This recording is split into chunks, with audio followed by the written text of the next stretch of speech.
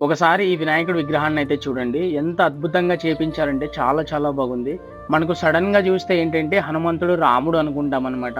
So, అక్కడున్నటువంటిది రాముడైతే కాదు. చాలా అద్భుతంగా డిజైన్ చేపిచ్చారు. ఈ పోస్టర్ ఎక్కడిది అంటే రిషబ్ శెట్టి నటించేటువంటి 'హనుమాన్' మూవీ ఏదైతే ఉందో, ఆ 'హనుమాన్' మూవీలో ఒక పోస్టర్‌నైతే తీసుకొని అన్నవాళ్ళు చాలా అద్భుతంగా డిజైన్ చేపించారు. సో, ఈ డిజైన్ వచ్చేసి సోలాపూర్‌లో చేపించారనమాట. సో, విగ్రహానికి కాస్ట్ వచ్చేసి అరౌండ్ 60,000 రూపాయలు అయితే అయిందనమాట. విగ్రహం ఎక్కడ అనుకుంటున్నారా? మన ఆదోనిలో ఉన్నటువంటి కాంతినగర్‌లో ఆంజనేయ స్వామి టెంపుల్‌లోనైతే ఉంది. చాలా అద్భుతంగా చేపించారు విగ్రహాన్నైతే. మనకేంటంటే హనుమంతుడు శ్రీరాముడిని సేవ్ చేసినట్టుంటది.